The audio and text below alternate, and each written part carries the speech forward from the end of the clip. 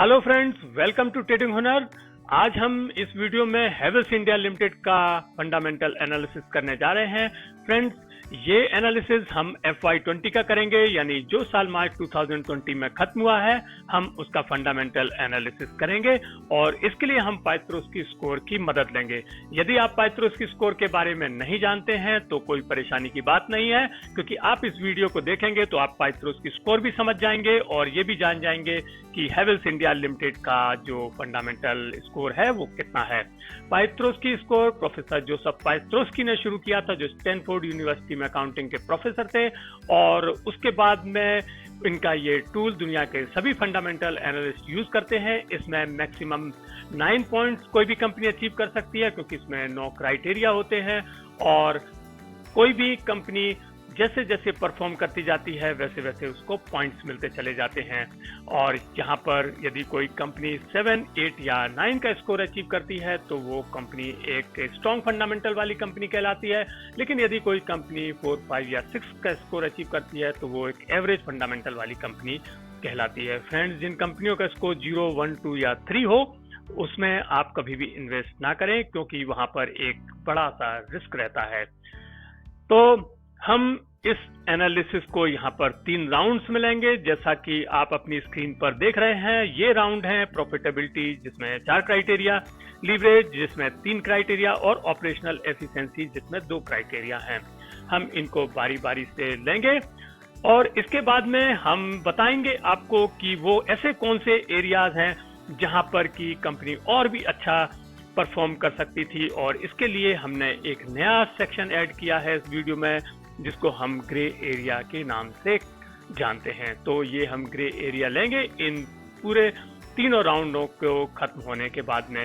Friends, जैसा कि अभी आप अपनी स्क्रीन पर देख रहे हैं, ये हमारा डिस्क्लेमर है और ये आप हमारी वेबसाइट पर भी देख सकते हैं। तो आइए शुरू करते हैं ये वीडियो, और हम शुरू करते हैं हैवेल्स इंडिया लिमिटेड का फंडामेंटल एनालिसिस। हम अपने पहले राउंड में जाते हैं और ये राउंड है प्रॉफिटेबिलिटी का। इसमें 4 क्राइटेरिया हैं, चेक करते हैं वो कौन कौन से क्राइटेरिया हैं। तो यहाँ पर जो सबसे पहला क्राइटेरिया है वो है पॉजिटिव नेट इनकम का। हमें फ्रेंड्स ये देखना है कि करंट ईयर में जो नेट इनकम है वो पॉजिटिव होनी चाहिए।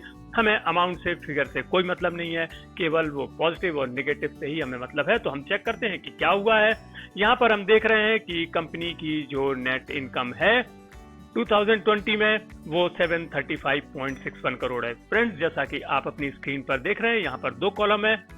पहला कॉलम है करंट ईयर का मार्च 2020 का, और दूसरा कॉलम है प्रीवियस ईयर का मार्च 2019 का। अभी हमें सिर्फ फर्स्ट कॉलम से ही मतलब है, और इसमें ये आ रहा है कि नेट प्रॉफिट बराबर 735.61 करोड़। तो हम यहाँ पर कंपनी को देते हैं 1 पॉइंट। और आगे चलते हैं अपने दूसरे राउंड में। दूसरे राउंड में जो क्राइटेरिया है वो कहता है पॉजिटिव रिटर्न ऑन एसेट, यानी हमें रिटर्न ऑन एसेट चेक करना है कंपनी का, कि यदि वो पॉजिटिव है तो कंपनी को 1 और पॉइंट मिलेगा। तो हमने यहाँ पर जाकर के चेक किया और देखा मार्च 2020 में रिटर्न ऑन एसेट कंपनी का 10.39% आ रहा है, जो एक पॉजिटिव फिगर है, और कंपनी को हम यहाँ पर देते हैं 1 और पॉइंट। और आते हैं अपने तीसरे क्राइटेरिया में।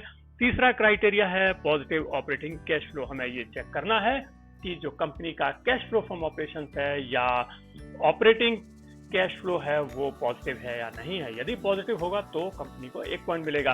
तो इसके लिए मैंने कंपनी की वेबसाइट में जाकर के इनके कैश फ्लो फ्रॉम ऑपरेशंस को डाउनलोड किया, और यहाँ पर मैंने देखा कि कंपनी का जो net cash flow from operating activities है वो आ रहा है 826.71 करोड़।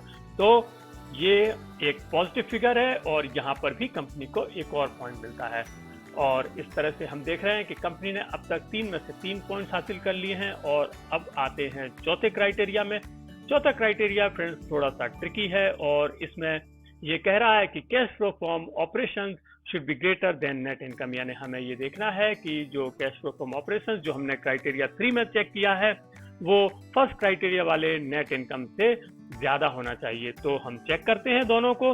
अभी अभी हमने देखा था कि नेट कैश फ्रॉम ऑपरेशंस था 826.71 करोड़, जो कि ज्यादा है इसकी नेट इनकम यानी कि 735.61 से। तो हम यहाँ पर कंपनी आप देख सकते हैं और इसके बाद में ये कंडीशन फुलफिल होती है और कंपनी को यहाँ पर मिलेगा एक और पॉइंट। तो इस प्रकार से प्रॉफिटेबिलिटी में कंपनी को मिलते हैं पूरे 4 पॉइंट्स और हमारा पहला राउंड कंप्लीट होता है और पहले राउंड के बाद में कंपनी का स्कोर हो जाता है 4। अब हम आगे चलते हैं और देखते हैं अपने दूसरे राउंड में, जो कि है लीवरेज और लिक्विडिटी का राउंड। इसमें 3 क्राइटेरिया हैं। कौन कौन से वो क्राइटेरिया हैं?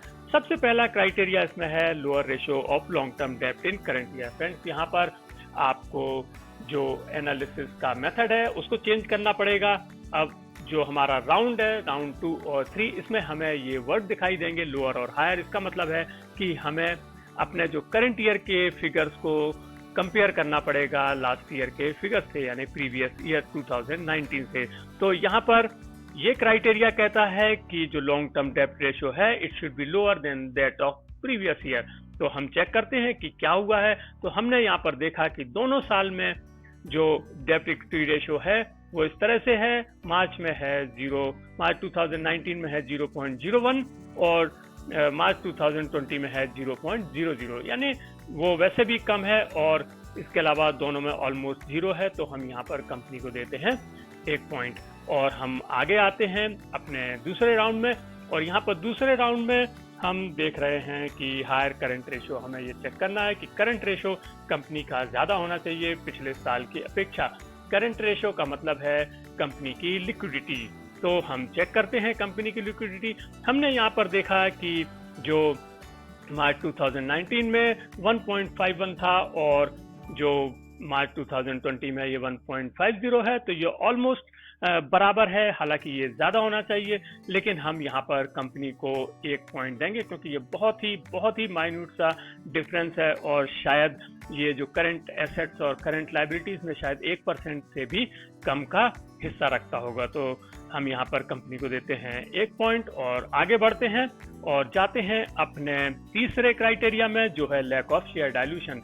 इसका मतलब है कि हमें ये देखना है कि कंपनी ने क्या अपने इक्विटी शेयर्स को डाइल्यूट किया है। इसका सीधा सा मतलब है कि यदि कंपनी ने नए इक्विटी शेयर्स इश्यू किए होंगे, उससे पैसा लिया होगा, तो हम कहेंगे कि कंपनी ने अपने इक्विटी को डाइल्यूट किया है। तो ऐसी कंडीशन में कंपनी को कोई पॉइंट नहीं मिलेगा, लेकिन यदि उसने कोई नए इक्विटी शेयर इश्यू नहीं किए होंगे तो कंपनी को 1 पॉइंट मिलेगा। तो हम चेक करते हैं। हमने कंपनी की वेबसाइट से cash flow from financing activities download किया और देखा, हमने इसका पूरा एनालिसिस किया और देखा कि यहाँ पर कोई भी पैसा इन्होंने इक्विटी शेयर से नहीं लिया है। तो इस प्रकार से कंपनी ने इस कंडीशन को फुलफिल किया है और कंपनी ने लीवरेज वाले राउंड में ले लिए हैं 3 में से 3 पॉइंट और हमारा दूसरा राउंड कंप्लीट हुआ।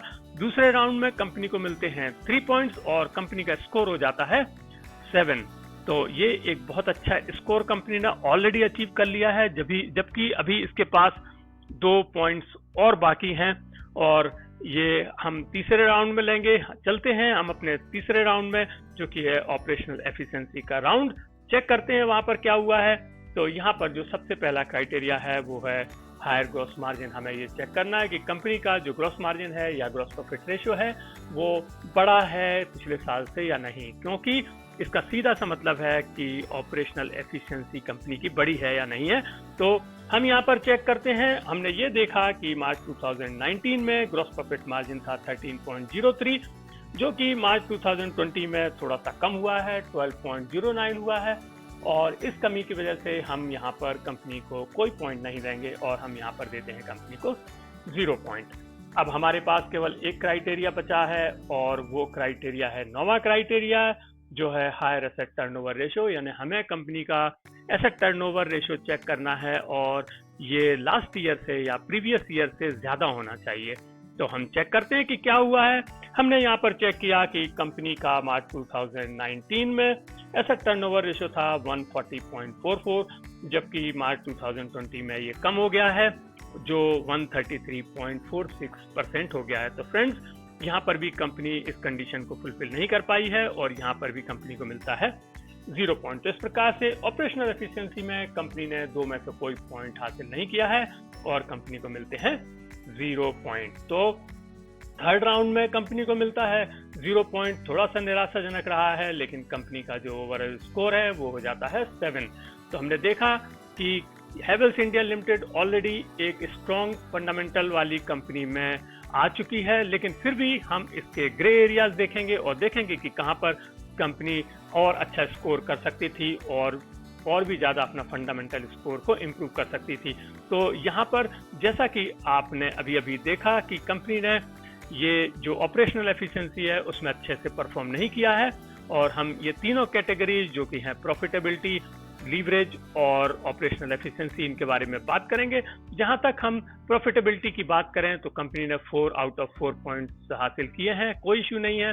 लीवरेज की बात करें तो यहाँ पर भी कंपनी ने 3 आउट ऑफ 3 पॉइंट्स हासिल किए हैं, कोई बात नहीं है। लेकिन जो ऑपरेशनल एफिशिएंसी है उसमें कंपनी ने अपने दोनों पॉइंट्स गंवाए हैं और 0 पॉइंट्स लेकर के आई है।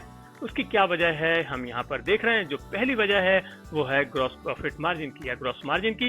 इसमें हुआ ऐसा है, हालांकि बहुत ज़्यादा फर्क नहीं है, लेकिन फिर भी मैं आपको बताऊं कि इनकी जो सेल है वो 6% के करीब डाउन हुई है और इनके जो एक्सपेंडिचर्स हैं वो लगभग 5% के करीब डाउन हुए हैं। यानी यदि एक्सपेंडिचर भी 6% डाउन हो जाते तो ये पॉजिटिव में आ जाती। तो ये एक हल्की सी कमी है जिसको मैं मानता हूं कि नेग्लिजिबल है और इसके थ्रू हम कंपनी को 1 पॉइंट दे सकते हैं, इसमें कोई बुराई नहीं है। तो इस प्रकार से कंपनी का हम स्कोर मान सकते हैं कि ये 8 हो गया है। तो एक अच्छी स्ट्रॉन्ग फंडामेंटल वाली कंपनी ये निकल के आई है और यहाँ पर मैं आपको दिखा रहा हूँ, ये है डाटा। जैसा कि आप देख रहे हैं बहुत थोड़ा सा डिफरेंस है इसमें और इसकी वजह से कंपनी ने 1 पॉइंट लूज किया है।